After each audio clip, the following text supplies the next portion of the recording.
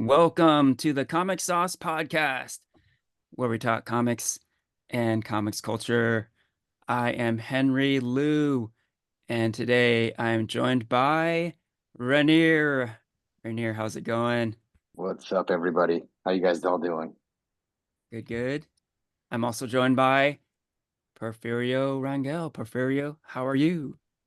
All good, Henry. Happy to be here chatting with y'all and happy Friday. Excellent.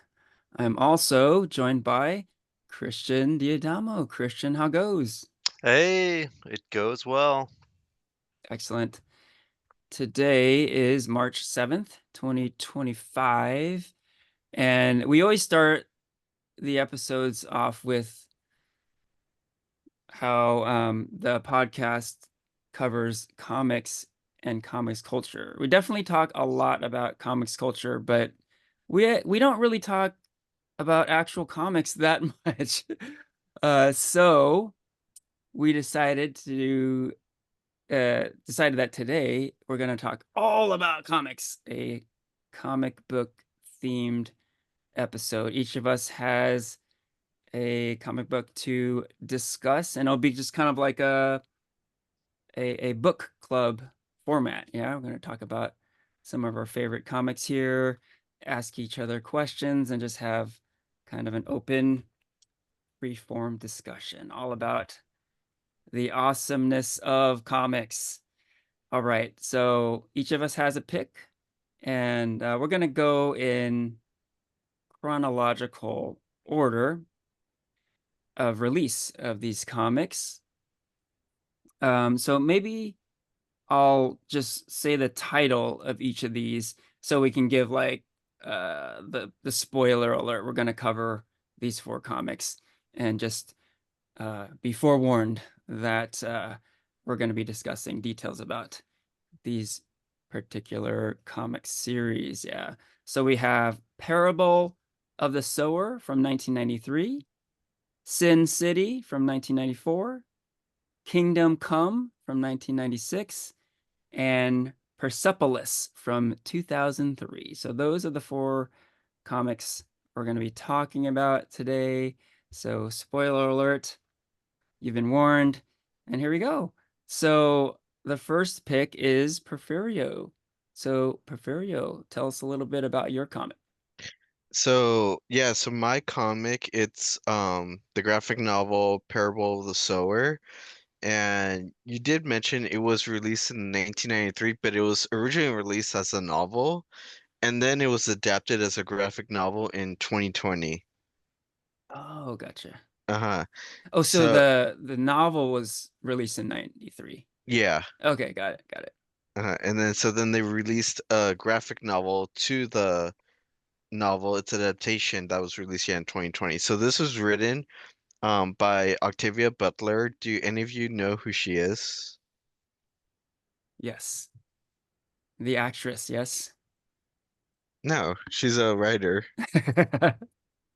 I don't know who she is. I don't know who she is, but I So know the actress. so she's a yeah, she's a writer. She did a lot of like Afrofuturistic work, and she um like just her work is really considered by like black literatures like to be really great and kind of creepy airing for kind of like predicting the future. So like this book, um, like I said, it was the novel was written in 93, but it takes place in 2004, and it takes place in this small city outside of LA in a post-apocalyptic world. Um, Climate change like really affected the world, social inequality. There's like a president who runs like a slogan of like "Make America Great Again," and it's kind of creepy how accurate it is to modern times. But essentially, the story follows a 15-year-old girl. Her name is Lauren, and her family lives in like this like gated community because they're kind of like a sheltering themselves from like these like scavengers, I guess you could say, outside the wall who are just again trying to find like food or water or whatever, shelter. And like a year later into the story, um the community it's attacked by a group of people who kind of kill everyone in the community. So her and two other of her friends like escape and kind of make their way up the west coast, and along the journey they meet other people, and it's kind of like this like, oh, we're more powerful um as a group of people. And along the way she tries to develop this religion called Earthseed. And it's kind of like this belief that God is fluid, it's whatever you make of it. And with, everything going on, people, they essentially become like this community that believes in that. And by the end of the novel, they find like this like place where they make shelter. And Octavia Butler, she wanted to make a series out of this like religion, Earthseed, and continue these people's journeys. She made a sequel to this book like 3 years after, I think like in 1996. And again, she wanted to make a series out of it, but she couldn't. She just kept having writer's block and all that kind of stuff, and she passed away like in think in 2006. So like people have found like drafts of what she intended the series to be, of like these group of folks exploring other planets and spreading that religion and stuff like that. But that never came to be. So yeah, Wow, that's the book. that is something else, man. So I gotta ask you, why did you pick this one? Why is this one particularly meaningful to you? Well, there okay, so I came across this graphic novel back like a month ago. I was like at a black horror event in San Francisco, and you guys know I love horror. So there was like all these like works about like from like black authors and poets and stuff that focused on the horror genre. And this novel really, I mean, it spoke to me because it was a graphic novel, but it was really interesting because like what I described to you, I don't think is considered horror, but maybe to other people it's kind of horror. Like I would consider this kind of like sci-fi kind of thing, but you know, like again, to how creepy accurate it is. Like some people consider that horror and creepy. And so like I just so happened to have just read it recently, and I thought it would be a cool book for us to talk about, since it's very different outside of our comics realm, and it's not Marvel or DC, which is what we usually talk about. So that's why I guess I brought it to the discussion. Yeah, great pick. I'm glad you brought this to our attention. Now I'm curious because essentially all the other picks we're going to talk about here have been adapted in some way or another. Um, Now, is there any talk of adapting this story into a show or a movie? Do you know? I think there's been talks about it, but with the publisher who owns the rights to it, they've been kind of reserved about any like major film company having their works on it, especially, of a black author. They don't want it to be like messed up or misinterpreted because it is like a really renowned novel, the 1993 one. So they just don't want anyone to like mess it up, and they just want it to be done right. Um, so there's never been talks about it like officially becoming adapted into like a t movie or TV series. Um, Plus, I just think it's too creepy and Mhm. hard, I guess, to imagine it coming into that kind of medium. It just sounds like some kind of like I don't know, like Hunger Games, maybe kind of dystopia or something of Mm, just like this like survival of the fittest kind of theme. right on. Cool. All right. I think we can move on to our next comic pick, yeah? So the next one is mine, Sin City. So specifically, I'm going to talk about The Big Fat Kill, a 5-issue series that released in 1994 to 1995. Of course, created by the master Frank Miller. He wrote and illustrated these comics. And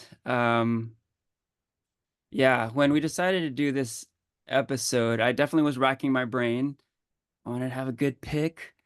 You guys know I love Watchmen, so that was kind of the first thing that came to my mind. But then I was thinking, I actually have discussed Watchmen to varying degrees throughout the podcast, but I really haven't talked about Sin City much at all. So I was like, I got to do this one. And then I also remembered that I think you guys know this. I appeared briefly in some TV commercials for the Sci-Fi Channel a few years ago. Um, so in 2017, the Sci-Fi Channel was celebrating their 25th anniversary, and through San Diego Comic-Con, I actually had the opportunity to actually appear in these commercials, which is pretty crazy. But there was one of these commercials where they talked to me and other comic book nerds about like, what's your favorite comic? And I mentioned Sin City. So of course I got to talk about Sin City today, right? So yeah, The Big Fat Kill is my favorite of all Frank Miller's Sin City stories, of which there are many awesome stories. I think this one's the best one, so that's the one I picked. Yeah, where to begin here? Um, yeah, apparently the seed of inspiration for Sin City was um, old crime movies. Apparently, Frank Miller is a big fan of like Humphrey Bogart and James Cagney, old school crime movies, and he got to um, do a comic book version of those movies he loves, right? And it is it is amazing. I did reread Big Fat Kill this past week, and I'm still blown away. It's just such a masterpiece, on so many levels. Like the art is masterful, the writing is masterful, the storytelling is awesome. Um, so yeah, I'll start with the art. Like the art is all black and white throughout the Sin City comics. They're mostly black and white. There are some splashes of red or yellow here and there, but it's mostly black and white. This story is entirely black and white, and it is super stylized. Frank Miller's art style has changed a lot over the course of his career. Um, so when you talk about Frank Miller comic book art, it's one of those questions where you got to be like, oh, what era are you talking about? Because it's so different, in different eras. Um, but the Sin City '90s era is like pretty awesome, and probably my favorite era of Frank Miller comics illustration. So again, it's stylized, it's surreal. Um, there's great use of negative space in the Sin City comics, and yeah, it's like one of those things where like each panel in this series is like a frameable work of art. It's like it's that cool looking, and that's just illustration. So on to the actual storytelling. Um, the storytelling is so cool too because like there's it fits the artwork. It's very surreal. It's not realism. It's not realism at all, and everything is very extreme. And like I you know I try to capture like I tried to capture what the feel of Sin City is, and I came up with hard-boiled, pulpy, noir awesomeness. So that's my best description for Sin City. And the storytelling really is that. It's like it doesn't deal with like all the small trivial details. It's like sex and death and survival and morality and killing and lust, and like it's just these big things, right? And that's what it's all about. Like every page is like filled with adrenaline, and like uh the the threat of death is around every corner, so that's kind of the vibe there, right? And yeah, like and the dialogue too. The dialogue fits all that. The dialogue is not particularly realistic, and it's kind of like the way the dialogue goes in those old movies we were talking about, right? The old school like noir gangster movies where everything is kind of heightened and exaggerated. Yeah, so I pulled a line where this is the main character, Dwight, and he says, this is near like the end of the series. He says, "The things we're pumping bullets into are nothing but twisted, toppling, screaming smudges of movement." So it's like poetry, right? So I can't say enough. It's really great. When I say Sin City, I think for most people, what comes to mind is the Robert Rodriguez film. And the first Robert Rodriguez film is really great. But honestly, the comics are even better. So if you enjoyed the first Sin City movie, we don't have to talk about the second one, but if you enjoyed the first one and haven't read the comics, 100% go check out the comics. The comics are amazing. So amazing. Can't say enough, really. Um, one other side note here. I am like a pretty big fan of crime comics, and I've brought up the comics writer Ed Brubaker quite a bit throughout the years on this podcast. He's amazing. Like he is the greatest crime comics writer of all time, in my opinion. Um, but uh, Brubaker's crime comics are such a drastic contrast to the Sin City comics, because Brubaker's crime comics are rooted in realism. He actually like um, researches like real life crime, and he kind of wants to make sure that the crime and the storytelling in his comics are realistic, and and a lot of them are like based on real crimes. Yeah, so he's really going for that realism factor, and this is like the Sin City comics are like a complete 180 from that. They're surreal. They're really not realistic. It's hard to tell like what era, like historical era they take place in. And it's just it's yeah, it's an escape. It really is an escape. Last little thought here. I asked myself, why did I pick this comic, right? Kind of like what I was asking for Porfirio earlier. Where did I pick this comic? Um, and then I did think about it, and I'm like, oh, like I kind of like crime stories, I mentioned I'm a big Brubaker fan for crime comics. I'm a huge Quentin Tarantino fan for his movies. So I just dig crime storytelling, yeah. And this is definitely like up there with one of the greatest crime stories of all time, The Big Fat Kill, yeah. Um, and also I thought a little deeper too, like with this Sin City story, it really is the reason why we love crime stories. Like, you know, I mean, I'm not alone. A lot of people love crime stories, and um, a big appeal of crime stories is you get to go through like the thrills of the story, and it is an escape from your everyday life, like your everyday kind of boring life, your boring safe life. Um, you get to hear about gangsters and murder and you know all kinds of nastiness, right? But is within the comfort of like your own home and the safety of your everyday life.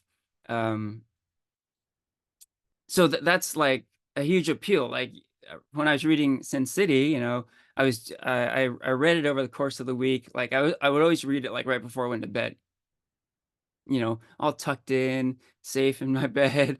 And I felt safe, but I got to like um, be brought into this world that is completely extreme, and I got to live vicariously through these Pulp Fiction characters. Yeah.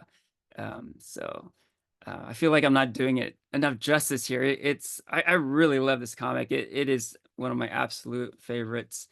So there you have it, Sin City. Any comments or questions about Sin City or the Big Fat Kill?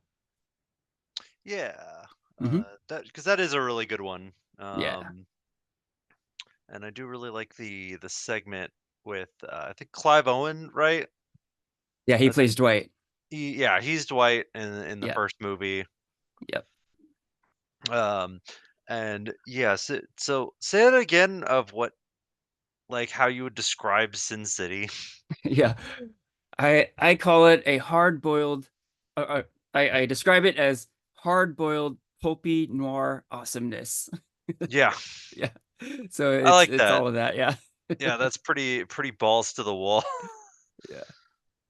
Like, I love how Sin City is done in black and white, and you mentioned how there's like these little splashes of color here and there. Yeah. I thought it was really cool how when you do see, I mean, Yellow Bastard comes to mind when I think of when color is splashed in there or like spots of Yes. blood here and there. Yes. It's really cool how it makes the color really pop because it just comes out of nowhere and it just makes the effects of his art style even more like, more impactful, I feel like. Yeah. Yeah. mhm. 100%. 100%. You know, we're talking about comics here, so we won't delve into TV and movies too much, but it should be stated that the Daredevil Born Again series has just started. And Frank Miller is legendary for really putting Daredevil on the map, comics wise, right? And he really made a name for himself doing Daredevil comics, and probably probably wouldn't have done Sin City had he not achieved great success with Daredevil. And all that to say, I think his work on Daredevil was great, but I feel like Sin City was like Frank Miller being able to tell crime stories like he did in Daredevil, but with zero restrictions. He got to do whatever the fuck he wanted, and the creative freedom really showed. He got to just like turn it up to 11, basically, right? So I think that should be said as well. Yeah, I agree. Like whether or not you think it's his best work, I feel like it is peak Frank Miller, you know. No doubt. All right, let's move on to our next pick. Ranier, what you got for us? So I went with something out of DC Comics. I selected Kingdom Come, and that was a four-part series that originally came out in 1996. I didn't get to it until I want to say 2001, 2002. It was eventually turned into a graphic novel. That's where I picked it up. It was written by Mark Waid, illustrated by the great Alex Roth. And it's also worth noting that every page is painted by Alex Ross. Um, so it's really crazy how every page, every panel it's just beautiful painted artwork. And I can't imagine how long it must have taken him to do that. A little bit about Kingdom Come. It presents an alternate future of the DC universe in the Elseworlds line. And it's set in a world where the older generation of superheroes, Superman, Wonder Woman, Batman, they've all retired or have become disillusioned in this world. Um, and in it, there's this new, more violent and morally ambiguous set of heroes that have emerged. So there's sort of your new neophyte group of heroes, and you have like the legacy superheroes. And it's we were introduced to the original seven as older, more gristled characters. Uh, let's see. I could start with how the story is. The story begins with the return of Superman from a self-imposed exile following the tragic death of his close ally Lois Lane. He comes back to a world that is just increasingly ruled by a new generation of heroes, led by Magog. He's the primary villain in the story, who operates with like far fewer ethical constraints and uses lethal force, something that we don't see our traditional heroes using. Uh, and yeah, we see the older generation of superheroes sort of reemerge and come back out, and it's up to them to save the world. What I later didn't realize was that like this story was very much a commentary of like I think comics at that time back in 1996. At that time, we had comics like Image Comics was coming up. Um, a lot more fancier books were coming out outside of the the big two, Marvel and DC. And I think what the story was really talking to was, we still have these classic heroes. How are they how are they comparing to what the newer heroes are like? And it's interesting how the newer heroes are portrayed as really bright, really flashy, like ultraviolet, a very different new generation of heroes compared to the traditional heroes that we're used to.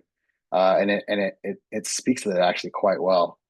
But yeah, I mean, I think what got me into this book, I mean, first and foremost, like the art just blew me away. I think this was the first, like, from beginning to end story I've read that Alex Ross had put together. Um, Christian, I know you read it. Porfirio, Henry, I can't remember. Did you guys read it? Mm. Okay. Yeah, I mean, like I said earlier, like every panel, every page is just beautiful artwork. And the way that he pairs his artwork with Mark Waid's writing style, like it just works really well. Awesome. Great pick. So, same question to you, Ranier. Why is this comic book meaningful to you? Meaningful to me because it was at a time where I think I was just really ramping up how I was ramping up the amount of comics I was reading. And it kind of put into perspective like, new books that were coming out versus older books that have been around. And it made me really want to dive deeper into like a lot of the older stories that I haven't read instead of picking up like the new books that looked so much more flashier and so much more sleek, right? And that you gotta pay respect to the OGs, right? 100%. But like I think just I mean I think the artwork alone too really sort of speaks for itself. I've never seen anything like it in terms of like a fully painted story arc like this. Yeah, Yeah, that's awesome. I definitely agree with that. That the artwork is like so amazing and so like it's so unique, and it makes the story feel that much more like powerful and epic. Like this isn't just drawn; it's painted, and you can really see the detail in like each panel. And Alex Ross does paint them in a very realistic way. Like not everyone is incredibly chiseled or very how do I say it? They're not framed in a way where everything is sort of perfect for each character. Like you see Superman and Batman as like old guys. Like Batman has, gained a little weight. And it's funny, Superman actually talks about how when we're first introduced to Superman here, he's actually back on a farm. He's pushing a tractor around. And I think it was Billy Batson that originally confronts him. I can't remember. It's been a while since I've read this book. Anyway, he has gray in his hair, and he makes a comment about how he actually purposefully puts gray in his hair just to make him feel sort of the proper age. Because I think they make the determination here that Superman essentially just doesn't age.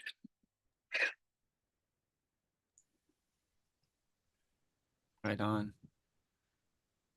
All right. Again, great pick, Ranier. Let's move on to our fourth and final pick. Christian, what do you got? All right. So I chose Persepolis. So Persepolis came out in 2003 and is written by Marjane Satrapi. So this comic book is it was published in France first before it was published in the United States. And it is actually a memoir on Marjane's life. It's about growing up in Iran in the 1980s. Um, and so when she was a very young girl, like 5 or 6, it was 1980, and in 1980 there was a very big, massive war called the Islamic Revolution, where they overthrow the Shah and install a new government. So um, it's kind of about her life and like how like the world around her is changing. And so it starts where she's kind of mimicking her parents. She's like 4 or 5, and she wants the Shah overthrown. The Shah is very corrupt, and they they really want to see this government overthrown, like a lot of Iran does. But unfortunately, as the government is completely overthrown, it's replaced with a religious fundamentalist government, and with that comes this like very strict tyranny. Um, like very strict dress codes are imposed for women with the shawl. They have segregated schools. Um, there's like a and like there's a lot of banning of Western art and music, and their curriculum completely changed in school. And you see the way she kind of reacts to it growing up.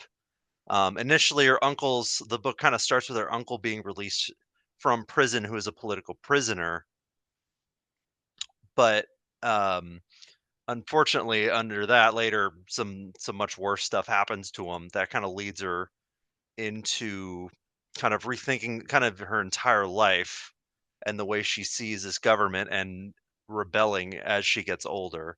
She starts picking up punk and heavy metal tapes because it's the 80s, but they're banned. So she spends like all this money to get these tapes. She wears this denim jacket with "Punk's Not Dead," and she completely rejects the government wearing it outside, um, which can get you in a lot of trouble. You have to pay heavy. You might be fines or face jail time if you do that. And so it really like follows her life growing up from like 8 to about like her early 20s. And book 1 focuses on her childhood, whereas book 2 she gets into a lot of trouble at school, and her parents decide to send her abroad to Vienna, and that's kind of where the majority of book 2 takes place. And it's about her life, and how it's she has to kind of deal with this identity of coming from Iran, the way that people see her. While they are free thinkers and they're also punk, and she finds these groups of people who she kind of connects to, she still feels like a big outsider because of the way they talk to her. Still is kind of harkens back to like this kind of Western stereotype of Iran. They don't fully know what she went through, and so she's talked to much differently than they would talk to other peers in Europe. And she has a bit of a problem with her identity. Of course, growing up in this uh, this government, this religious fundamental government, she grew up with a very conservative lifestyle and kind of goes and see this much more free-spirited life of Europe, where there's much more parties and drinking, smoking, casual sex, things like that. And she kind of has this big identity crisis, kind of with that, until she has to move back, which also because she's kind of been in Europe for this time, her worldview is completely changed.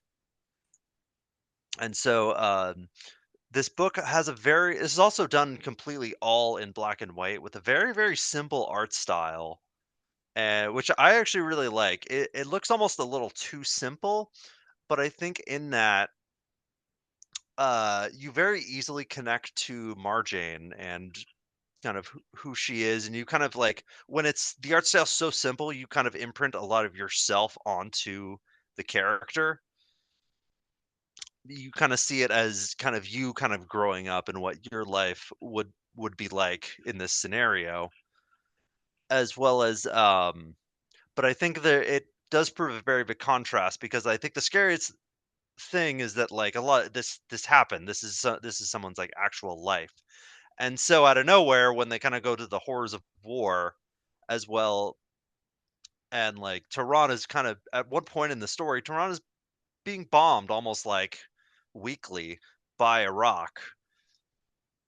And so you kind of it provides a nice contrast while also in a weird way kind of smooths over what you're experiencing kind of as she experiencing. You're kind of seeing it through the lens of this young girl.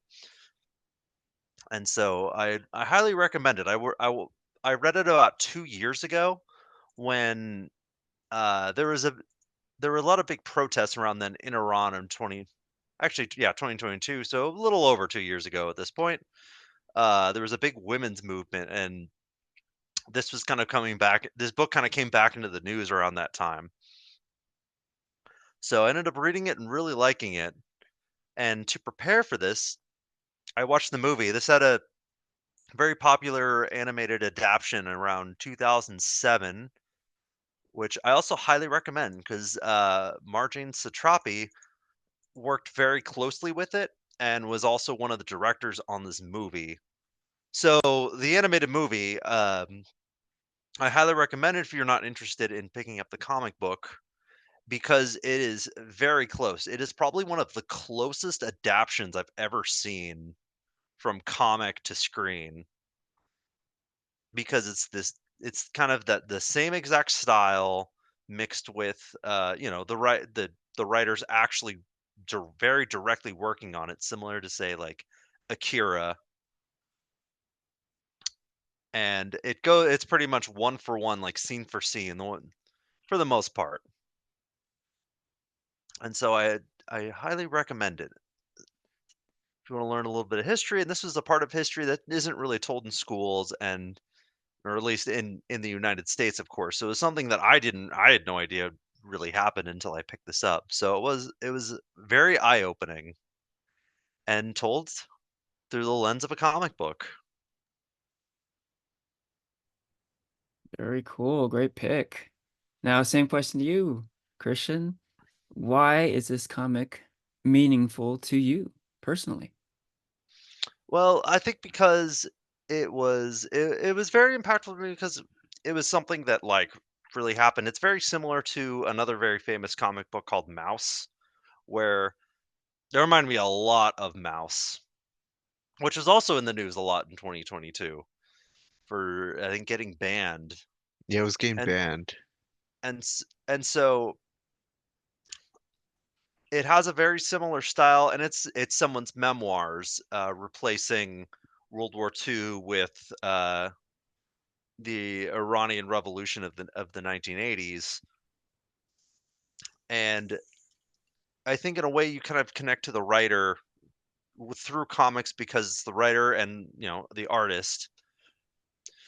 I think very closely as you read it, and it is very impactful um, of a read, and especially by the way it's told. It's not something you see very often. Someone kind of drawing out their entire life through comics. And so it was definitely, I think for me, it was something very different from what I usually pick up at a comic book store. Right on. Cool. Any other comment comments or questions Uh, for Christian? Christian, her name is Marjane, right? Yeah, Marjane Satrapi. Marjane. What does she still do like comics today, or do you know what what she's up to nowadays? Um, a lot of what she does, she did this in a French. It was published in France Okay. because she ends up. I guess I've already kind of spoiled most of the story. It ends with her leaving and becoming leaving for France at the end. Mm, And so a lot of what she does is about kind of bringing light to her personal story and kind of what life is like in Iran. And so that's pretty much her biggest work is Persepolis mhm, and is working on it. But she also, and of course she also does a lot of political activism, works with like activist filmmakers as well. As far mhm. as comics, I haven't really found anything else that she's worked on. Uh, but I think this was like it because she does go to art school halfway into it, and you kind of see her kind of becoming this comic book artist towards the end. And she's done some stuff, but I also think it probably may not have been published in the United States at the time because this was probably published, I think, in the it was early 2000s. It may not have come over. It might now because everything's online, but I haven't really seen anything else of her actually. Okay. I think you already answered this question, but um, how did you come across this book? It's just kind of something you hear about, especially Okay. the film. I think I've heard about the film in college a few Okay. times. And I think you just kind of hear it, and it's just kind of on the peripheral until like something kind of makes you go, "Oh, I should pick that up." Uh, Also, like I think um, a lot of English teachers really like this book. I've heard this is like very similar to Mouse, like recommended by a lot, and a lot of teachers will put this in their English curriculum. Mine didn't growing up. I did not read this in high school, but I do think I remember like a teacher bringing it up once or twice as well. Okay. Cool. All right, good stuff. So, yeah, pretty interesting collection of comics we've been talking about here. I mean, talk about a very diverse collection for sure. Um, yeah, I can't imagine like reading these four comics like back to back to back to back. It's definitely like, what are you in the mood for? Like the very different vibes across the board. And I think it's great. I think it's great that we didn't like purposefully like do this, right? To have them be so different, but it just kind of worked out that way. So that's very cool. And I think it's really cool that we're all calling out the creators of these comics by name because to me, comic book creators are the true unsung heroes of pop culture. So much of what we watch and love on TV and at the movies comes from these creators, like I mentioned the beloved Sin City movie. Of course, there would be no Sin City movie if there was no Sin City comic book, right? So that it all started with the comic books, and that goes for so many of the things that we love, right? So shout out to comics creators, and notably, comics creators are very accessible at comic conventions. Um, it is not easy to get to meet your favorite A-list actor at a comic convention, but it isn't that hard to meet an amazing comic book creator. A lot of times they're sitting at a table in Artist Alley and you can walk right up to them and pick their brain, get an autograph, get a little sketch, this sort of thing. So support comic creators. They are the unsung heroes. So now I thought we got a little time left. Um, Now maybe we can get to what we typically talk about, and that is TV shows and movies. And for this episode, how they relate to comic books, right? So I think we've already covered some of this stuff, but it is interesting, Christian. You mentioned your pick. Uh, the comic and the movie are really close. It's like the closest adaptation you've ever seen, right? And that did make me think, like, oh, like, are there other cases of that? I mean, it seems pretty rare where a comic book source material would really closely match the show or movie that adapted it, right? Any thoughts there? Any picks for other projects that were like really close, in that way? I mean, I'll just shout out my pick, Sin City. Um, like one is a comic book and the other is a live action movie. And unlike yours, where like the Persepolis movie is animated, right, Christian? Yeah, Yeah, so it's animated. yeah. So that's it's a lot easier to have them be closer in look and feel, right? And like it's near impossible to have like a comic book and a live action movie be that similar.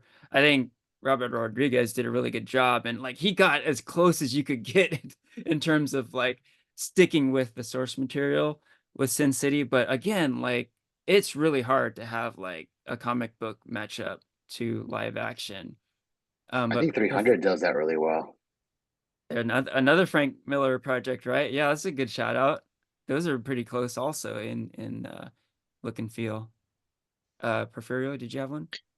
I think so. I think Ranier, I think you told me about it, but like the start of the Walking Dead series is really close to the TV show before they Yeah. started like parting ways. But yeah, I think yeah, you told me that like it was very identical, and I really want to get into the series, the comic series.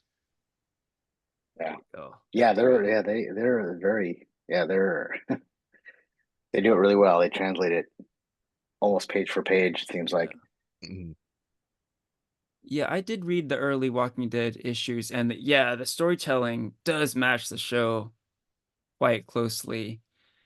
Um, but to me, it's like it's more of the storytelling, the look of it.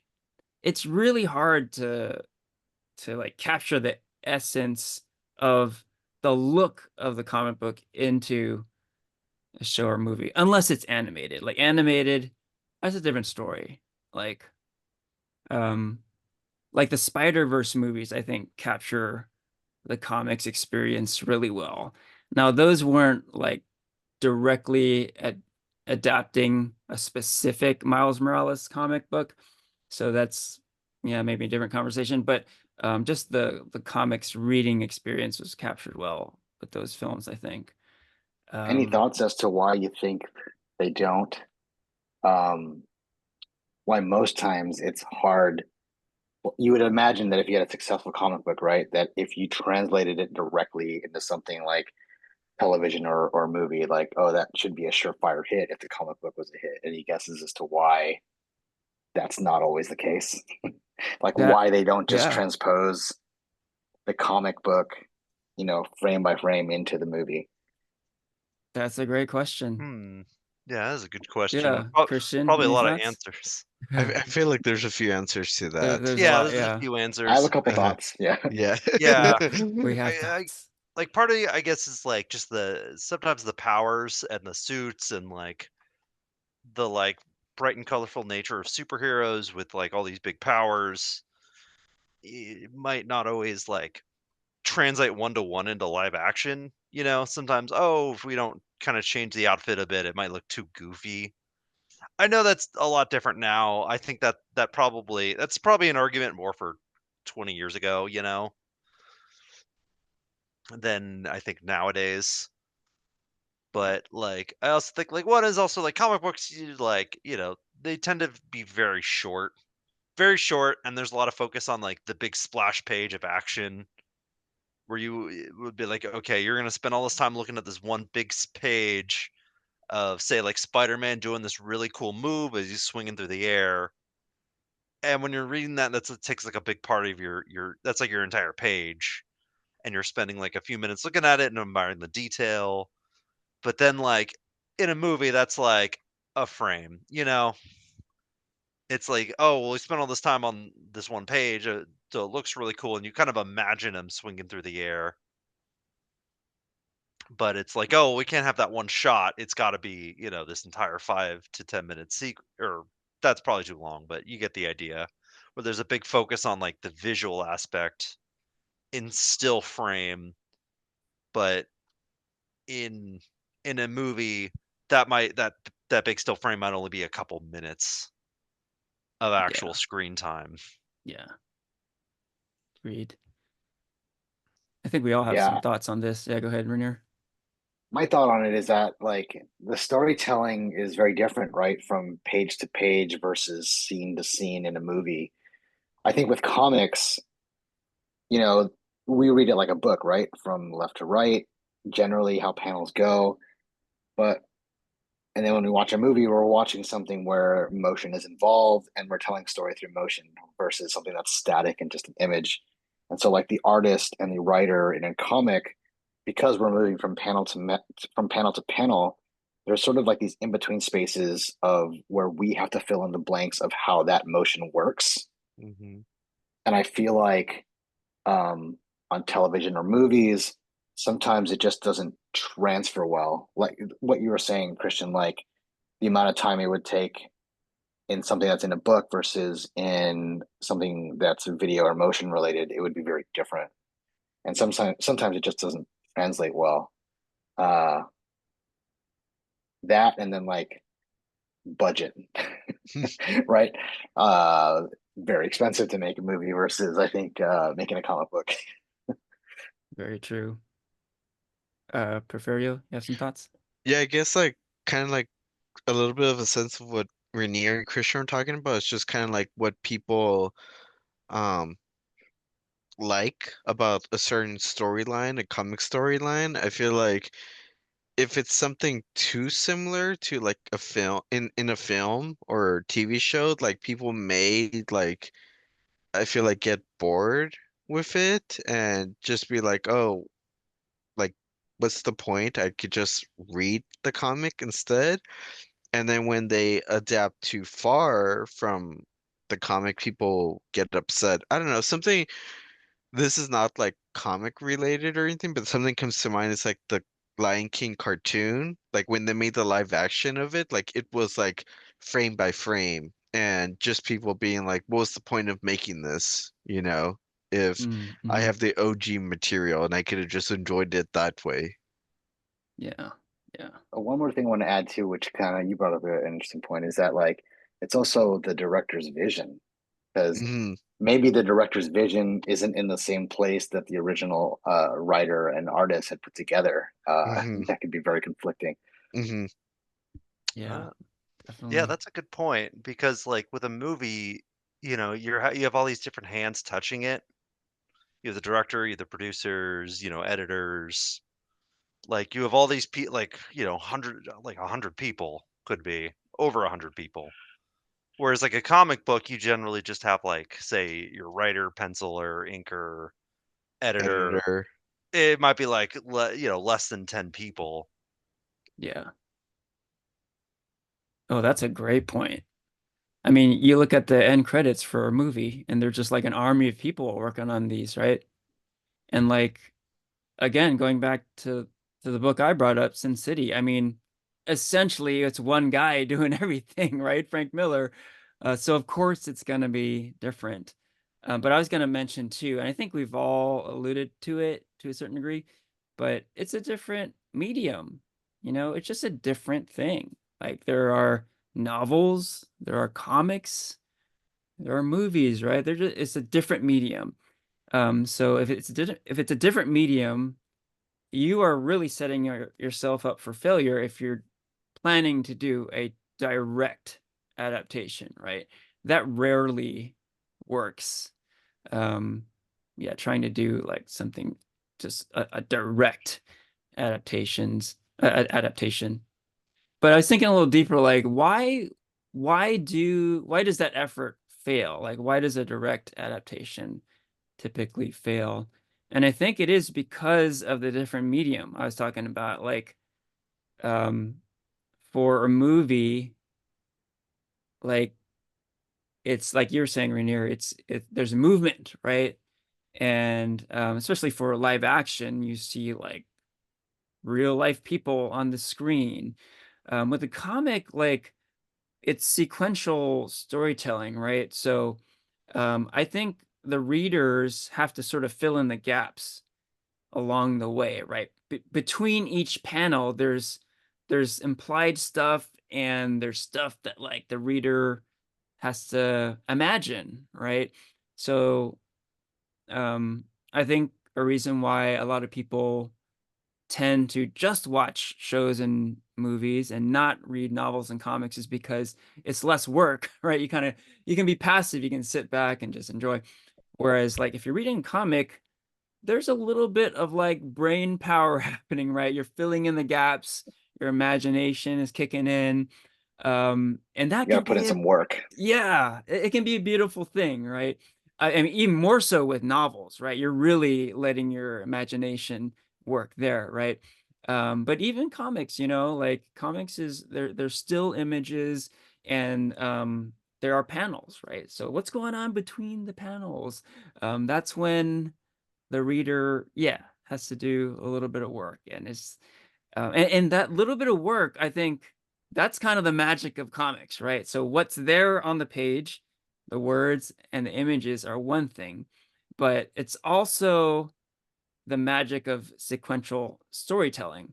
Like what is going on between the panels, between when you're turning the page, what is going on in your brain? There's a little bit of like magic going on there with comics, I think. Hey, speaking about work, that you put into reading, just to tie it back to the comics that we had brought to the table to discuss today, how long did it take for you guys to read the comics that you guys just talked about? Oh yeah, good question. Mine went pretty fast. I think I read it in a matter of a few days. Because mine was pretty short. Yeah, a few days for me also. So Big Fat Kill was a 5 issue series. I just read an issue a night, and then the last night I read the last 2 issues, so 4 nights of reading. And it's pretty breezy, A lot of Sin City is like I mentioned how a lot of the panels are like frameable art. Like, yeah, it's like there's no dialogue. It's just like Miho like throwing a ninja star and it looks awesome and it's this big splash page. But yeah, you like get through that comic real quick. Porfirio? It took me like 6 hours, I think, but Oh, it was just like quick. me like like kind of forcibly like sitting down and just reading it. I now that I've moved back to the Bay Area, I kind of like having like Sundays to just like go to like a cafe and just read like for a good amount of time because it's the only time I have to myself. And yeah, that's was like a book I got, and it's only I think like 250 pages, but there's also like a lot of pages like any comic book where like one page is dedicated to like one panel and stuff. So Mhm. it it it was a fast read at like 5 or 6 hours. I must really take a lot of time with my reading. I think mine was only a 4 issue series, compiled into a graphic novel, but I took my time with it. I think it took me like a week. I'd read like 5 or 6 Mm. pages here and there. You're probably savoring the artwork, right? I think pausing, I think I was. that's probably It's a it. lot of little cool details that Alex Ross does in Yeah. there. There's one panel at the tail end of the book. There's what's the name of that? What's the name of that restaurant with all the Hollywood stars? Oh, it was like Planet Hollywood. Planet Hollywood. So there's like a superhero version of Planet Hollywood, and you see one of the waiters that's like dressed up in a Green Lantern outfit, and like from the side you see him sort of picking the wedgie out of his like uniform. A funny little detail that Alex Ross put in there. Nice. Yeah, I know the Kingdom Come also took me a while to get through. I think that one you just go really slow with because of the art. Yeah, you don't want to speed through it. Hmm. You really want to like live and dive into it, you know? Hey, question for everyone. So I did mention how I highly enjoyed the Sin City movie, but guess what, folks? The comic is even better. Do we have any other recommendations that fall in this category where the comic was better than the movie or show? Secret Invasion. Yeah, V for Vendetta. V for Vendetta. Hmm. Although V for Vendetta is it's a pretty tough read. It's very dialogue heavy. Mm-hmm. It is, yeah.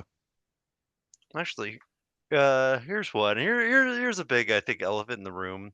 Is Mm-hmm. Watchmen better, the movie or the Ooh. comic? Because I Comic. think they're very close, one and one, as far as like what they're adapting. But I think So the movie whereas like the comic goes so much more in depth, while the movie kind of streamlines a lot of it. yeah. So when you say that, we probably should clarify. It's the original Alan Moore Watchmen graphic novel versus the Zack Snyder theatrical cut, I guess we could say. Yeah, is that what we're comparing here? Because there's a Watchmen show and there's an animated Yeah, the version Zack and Snyder there's movie. follow-up comics. But yeah, okay, so that's what we're comparing. I mean, that's a good one because I enjoyed both for sure, but I would definitely say the comic book is superior. Yeah, I think so too. It, I'll call one out where I like the movies better than the comics. Hmm. Blade 1 and 2. Hmm. Great movies. Although with that, I don't know if there's a direct adaptation.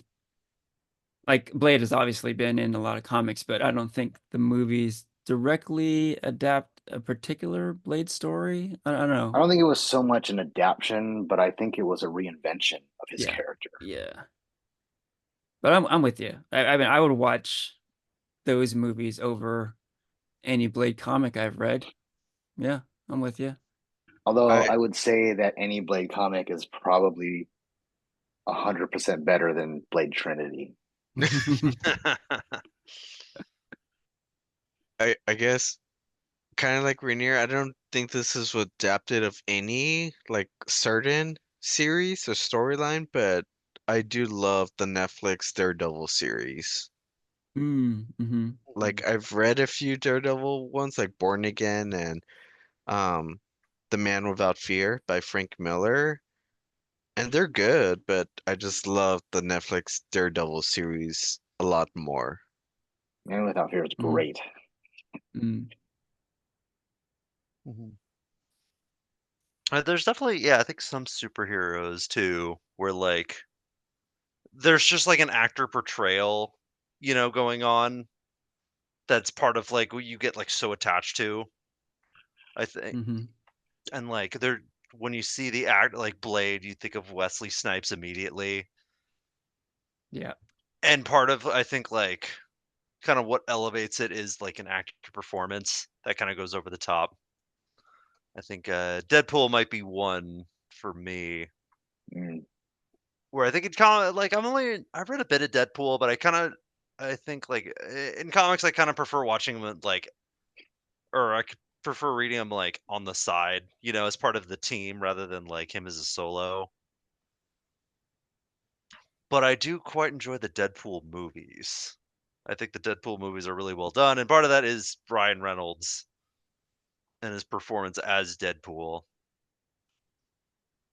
Hey, in relation to your question, actually, or your comment, when you guys read Captain America, I don't know if you've read a Captain America book recently, but when you read Captain America, do you think of Chris Evans when you read Captain America now because he played him so well in the movies? Now I do. I think so. I don't think I do. I don't think I do. But No. probably because I read Cap before I saw the movies. But I don't necessarily hear Chris Evans' voice. When I Cap read Oh, go ahead. no, go for it. Yeah. Oh, please, Christian.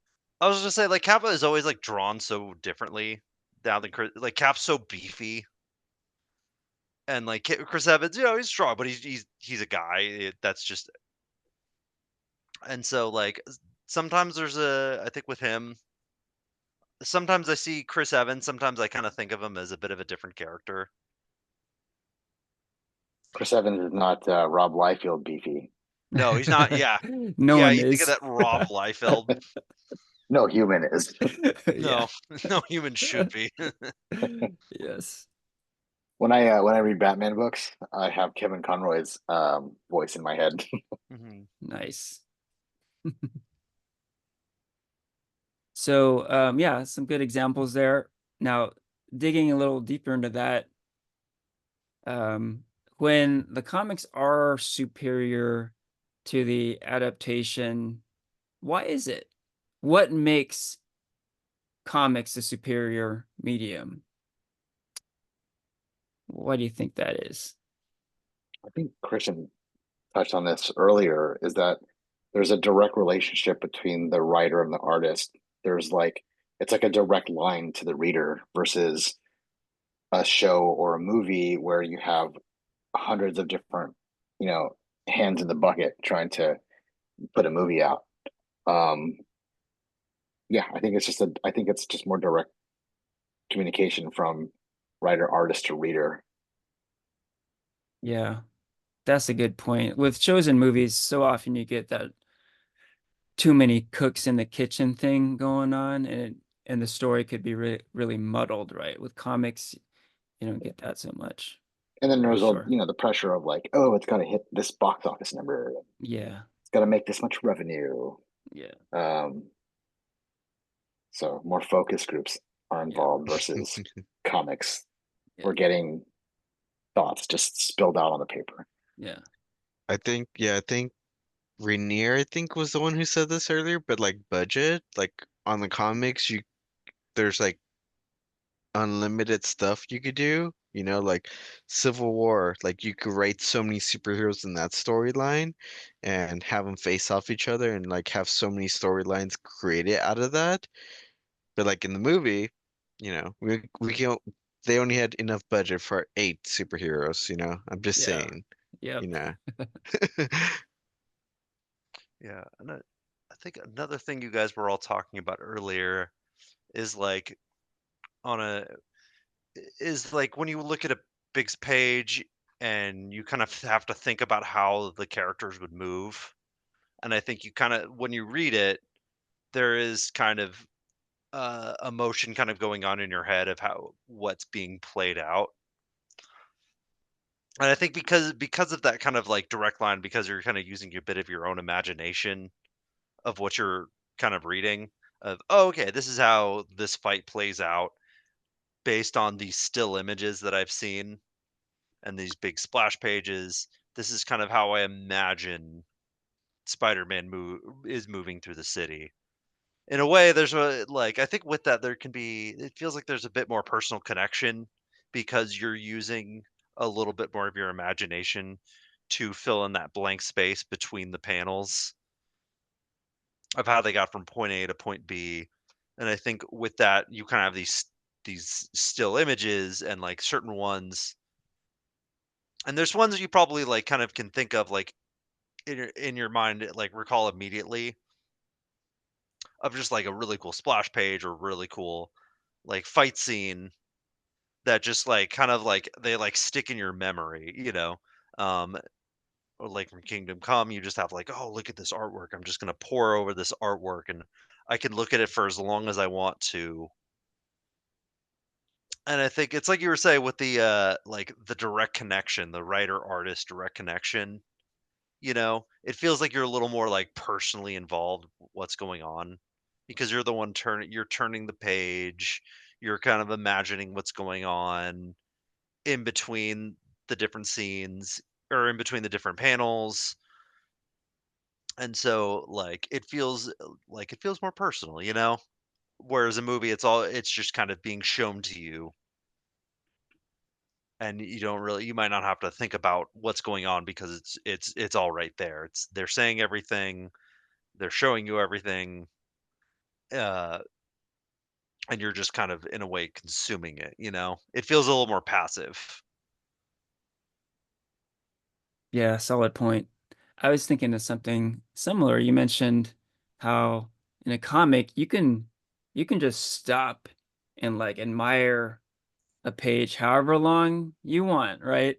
It's very different, right? I mean, you can press the pause button when you're watching a show or movie, but it is different where like with a show or movie, like the filmmakers go through great lengths to have a certain pacing, right?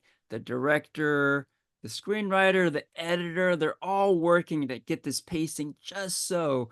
But with comics, yes, there are pacing considerations, but the reader is actually controlling the pace, right? I can read a comic book as fast or as slow as I want to, right? And like kind of like what Ranier and I are talking about with Sin City and Kingdom Come, there are like these beautiful panels that you just want to admire. You just want to stop and like, well, this is awesome. And therein lies another great advantage with comics. It really is art, right? So you're getting a storytelling experience, but you're also getting this cool kind of like museum experience where you're just kind of admiring awesome artwork too. So like I sometimes enjoy comics on that level. Like maybe the words, I'm just sort of glossing over the words, but I'm just taking in the images, and it really is like I'm going to a museum admiring artwork, right? And you can't really have that experience at all with a novel or with like a live action movie so much, right? So yeah, like when we're talking about like when comics are the superior medium, like that's definitely one for me. The ability to appreciate comics as artwork, very cool. All right. Any final thoughts on comics? Comics are awesome. Go to your local comic store and buy them. Yes. Not, comic store, definitely if you can, if there's one in your area, please support them.